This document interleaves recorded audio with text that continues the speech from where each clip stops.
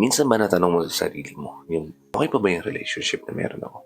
Masaya pa ba kaming dalawa sa isa't isa? Magtatagal pa ba kami ng partner ko?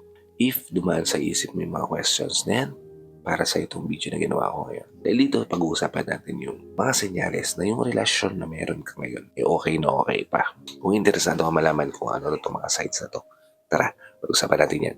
Just keep on watching.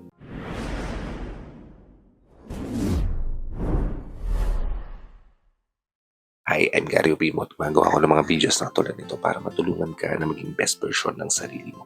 At may bigay mo yung best self mo syempre sa taong mahal mo. Kaya kung bago ka pa lang dito sa channel ko, please consider liking this video. Hit the subscribe button and the notification bell para lagi kang updated sa mga videos na tulad nito na i-upload pa natin sa hinahanap. O para hindi tayo mag-assume na okay pa yung relationship natin. Ito yung mga senyales na going steady, going strong, at matatag pa yung relasyon nyo. Una, kapag willing kayong mag-usap after argument. Marami sa mga may relasyon ngayon na kapag ka nag-aaway, iiwanan na.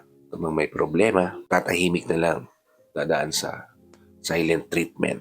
Tapos, nilipas sa mga araw na hindi nag-uusap, di ba? Hindi na natin alam yung mga ganyang mga bagay, mga ganyang hakbang. Unti-unti sumisira ng relasyon. Yung pagpili natin na hindi maging okay yung pagsasama natin, kahit small decisions yan.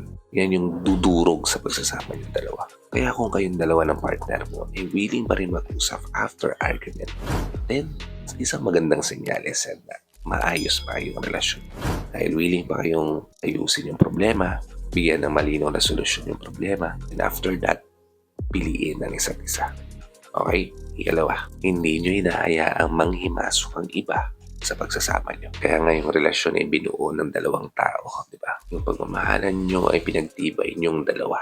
Pinili nyong pumasok sa buhay ng isa't isa para mas maintindihan, mas kilalanin, at mas pag-husayin yung isa't isa, di ba? Kaya dapat yung focus at attention nyo ay nasa isa't isa lang.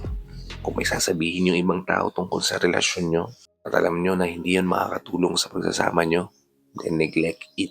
Kung yung hahayaan na yung ibang tao, magkaroon ng say sa pagsasama niyo dalawa. Dahil once na inayaan mo na may manghimasok sa relasyon nyo, no matter what the relationship, yung taong yun sa buhay nyo, yan yung unti-unting sisira ng pagsasama niyo dalawa. Kaya kung nakikita mo na hindi nyo inahayaang merong manghimasok sa pagsasama niyo dalawa, na no matter what happen, kayo ang magdidesisyon para sa relasyon niyo dalawa, then okay na okay pa yung pagsasama niyo.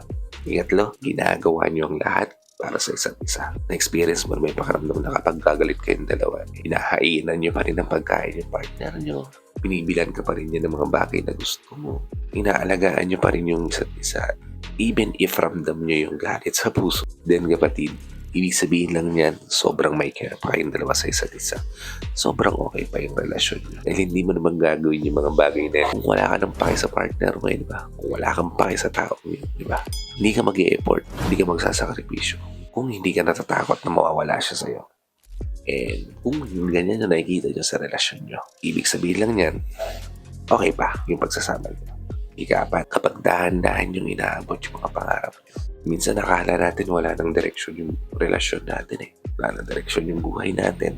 Yung pala, hindi lang tayo humihinto para tumingin sa kung ano yung meron tayo ngayon. Diba? Hindi natin nakikita yung achievements na meron tayo with our partner. Na yung mga pangarap natin in mind dati, unti-unti na pala nating naabot kasama sila. Kaya we need to take a pause, take a breath, diba? Assess kung ano yung mga meron tayo ngayon.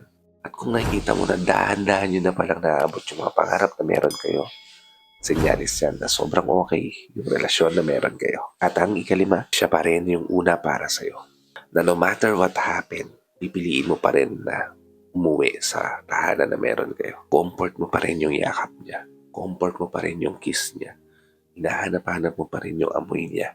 Hinahanap-hanap mo pa rin yung makasama siya sa gabi. Senyalis lang yan na okay pa yung pagsasama niyo. Na siya at siya yung pipiliin mo. At ikaw pa rin yung pipiliin niya. Okay? Ika-anim, kapag open pa rin kayo sa isa't isa. Anong unang nawawala kapag kagalit kayong dalawa sa isa't isa? Yung komunikasyon, di ba? Anong unang nawawala kapag nawawala yung tiwala mo sa kanya? Yung pagiging vocal natin, di ba? Kaya kung nararamdaman mo at nakikita mo, open yung relasyon nyo sa isa't isa. Nagsishare siya ng secret sa'yo, nagsishare ka ng secret sa kanya. Nagkakaroon kayo ng conversation tungkol sa mga deep things. Diba? Then, isang magandang senyales yan, masaya pa at okay pa yung pagsasama niyo.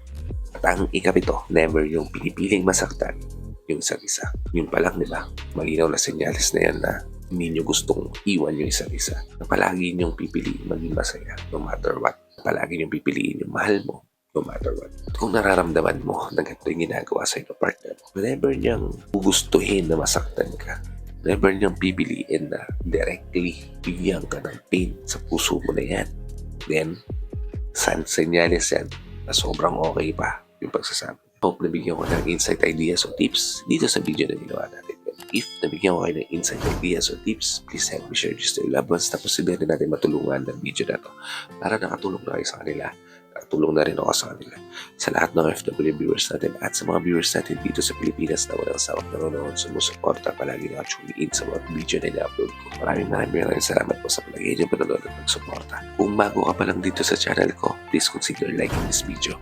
Hit the subscribe button and the notification bell para lagi kang updated sa mga videos na katulad nito na i-upload pa natin sa inaharap. So, hanggang dito na lang mga kapatid.